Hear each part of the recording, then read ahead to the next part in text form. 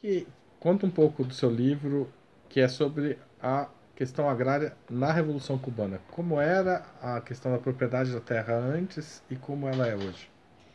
Bom, esse livro é resultado da minha dissertação de mestrado, né, que foi defendida no Instituto de Economia da Unicamp, sob orientação do professor Plínio de Arruda Sampaio Júnior, e ele trata justamente de como a Revolução Cubana realizou uma transformação muito profunda na estrutura agrária da ilha, né. Então, antes da Revolução, a partir da primeira metade do século XX, a agricultura cubana era muito concentrada na monocultura de cana-de-açúcar, produzida em latifúndios. Muitos desses latifúndios eram de propriedade estrangeira. Em 1958, 40% da produção do açúcar cubano estava nas mãos dos Estados Unidos, né?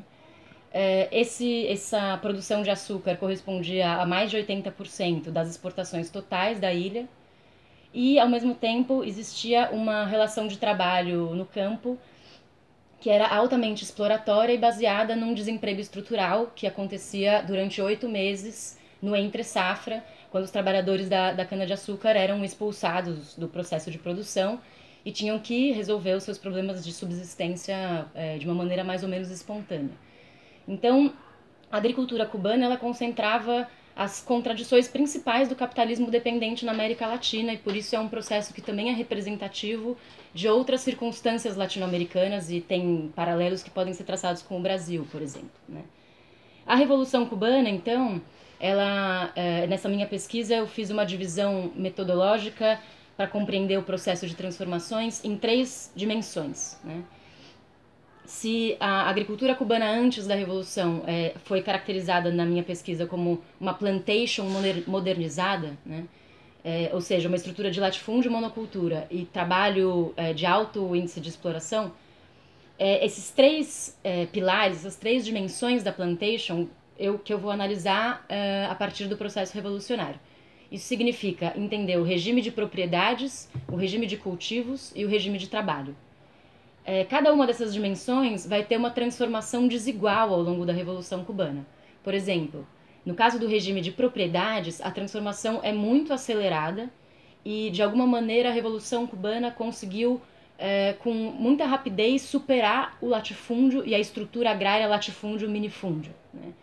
Isso significa que, por um lado, as grandes propriedades privadas deixaram de existir e passaram para as mãos do Estado, para as mãos de cooperativas de agricultores, e os minifúndios precários de subsistência ganharam um pouco mais de escala num processo redistributivo da terra e passaram a participar da produção agrícola cubana de uma maneira mais sustentada e economicamente viável, né, para os próprios agricultores. Então, a partir da segunda reforma agrária, que é uma lei de 1963, é possível dizer que o latifúndio em Cuba deixou de existir. E a maior parte da terra cubana passou a estar concentrada numa propriedade estatal, né, com trabalhadores assalariados. No caso do regime de cultivos, a transformação é muito mais complexa e difícil, porque o regime de cultivos numa agricultura, ele tem um cordão muito estreito e diretamente ligado com a questão da dependência externa, né?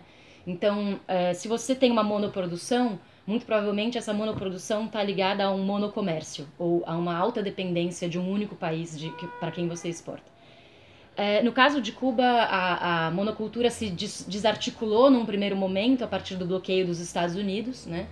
Havia também uma intenção diversificadora na Revolução Cubana de produção de alimentos para o mercado interno, porém essa diversificação não se sustentou no curto prazo e a partir de 1963, mais ou menos, em dezembro de 63, o governo cubano assinou um acordo com a União Soviética, que é muito conhecido, que se perpetuou até a queda da União Soviética, de venda de açúcar a preços muito favoráveis para Cuba. Isso acabou perpetuando uma estrutura de monoprodução em Cuba.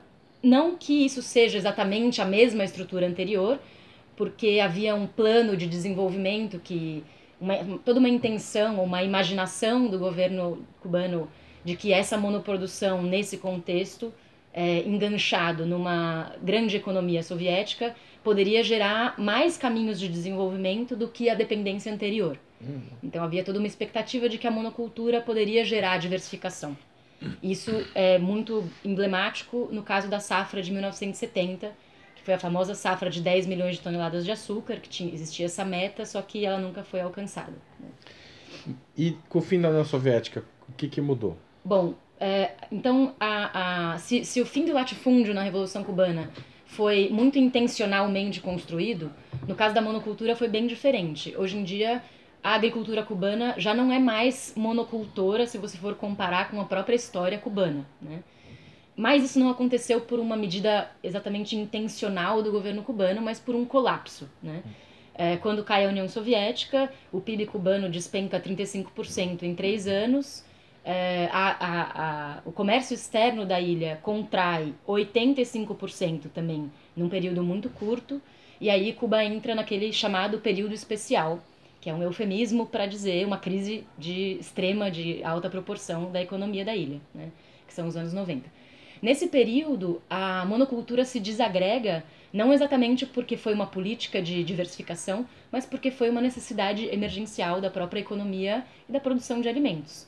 Então não havia mais mercado externo para vender açúcar e também não havia mais divisas para comprar alimentos. Isso significa que Cuba, por uma questão de sobrevivência, começou a diversificar a agricultura. Posteriormente, isso foi se tornando uma política, né? Então, hoje em dia, há uma tendência de que o governo cubano pretende que as pessoas voltem para o campo e há uma tendência de entrega das terras estatais em usufruto privado. Tem leis que favorecem os camponeses, ou melhor, favorecem as populações urbanas para que elas voltem para o campo e consigam produzir em boas condições. Então, se no início da Revolução houve toda uma tendência ultra-estatizante, dos anos 90 para cá, e principalmente nos últimos 15 anos, há uma tendência oposta, que tem a ver com a aposta na propriedade privada, ou melhor, na propriedade no usufruto, que tende talvez para a propriedade privada, como uma aposta da revolução para criar condições de bem-estar social no campo e na cidade. Mas pequena propriedade privada, nesse caso. Sim. Não mais latifúndio. Pequena propriedade privada, mas é importante dizer que atualmente em Cuba sempre existiu uma pequena propriedade privada, inclusive depois da Revolução tem um setor que foi preservado de camponeses, só que tanto antes como hoje, nenhum desses camponeses vive avulso. Eles são obrigatoriamente associados em cooperativas, ainda que sejam cooperativas de créditos e serviços. Então eles podem ter uma propriedade privada de até 67 hectares, que é o máximo, e necessariamente eles são obrigados a se associarem em cooperativas de proprietários privados. Não existe nenhum proprietário privado avulso em Cuba, no caso do campo. E com relação ao regime de trabalho, que seria a última dimensão dessas transformações, acontece um fenômeno bastante interessante, porque se antes da Revolução havia um excedente de mão de obra, depois da Revolução vai acontecer o oposto, vai haver uma escassez de mão de obra no campo. Simplesmente porque surgem novas oportunidades de trabalho e de estudo para que essas populações que viviam no campo engatem outra vida, encontrem outros meios de vida nas cidades e tenham outros empregos, né? Então, basicamente, ninguém quer ser cortador de cana. Como ninguém quer ser cortador de cana e tem possibilidades de outras escolhas, nos anos 60, principalmente, há uma grande escassez de mão de obra e isso gera uma contradição com os objetivos da Revolução, que são justamente a safra de 10 milhões, que acaba não acontecendo nessa proporção. E aí entra a questão do trabalho voluntário, que por um lado sempre foi, desde a Revolução Russa, um ícone, né, uma prática associada à dimensão do engajamento político, ideológico, cultural, de um processo revolucionário massivo, mas que gera consequências econômicas nem sempre desejadas. Existe uma certa idealização do trabalho voluntário, e isso foi muito marcado no caso de Cuba pela própria ideia do Che Guevara, que se chama de pensamento guevarista, do homem novo, da solidariedade, da generosidade, do trabalhador que aumenta suas horas de trabalho não por um ganho individual, mas porque ele vai estar aportando para a renda nacional. Então tem uma série de elementos de idealização que fazem com que o trabalho voluntário seja muito adotado em Cuba, mas, como eu explico também nessa minha pesquisa, ele teve esse uso do trabalho voluntário teve consequências econômicas indesejadas. E quais são, resumidamente? Por exemplo, no caso da safra de 10 milhões, tem uma questão muito importante específica do corte da cana, né?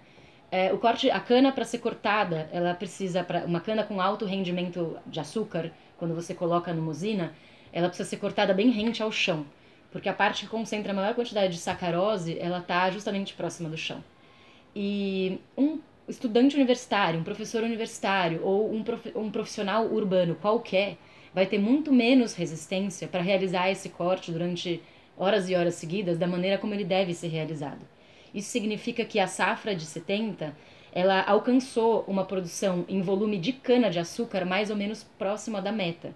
Só que quando esse volume de cana-de-açúcar foi processado industrialmente, ele não rendeu, porque ele foi mal cortado. Então, o trabalho voluntário gerou prejuízos econômicos importantes e isso vai desencadear toda uma mudança na localização geopolítica de Cuba nos anos 70. Obrigado.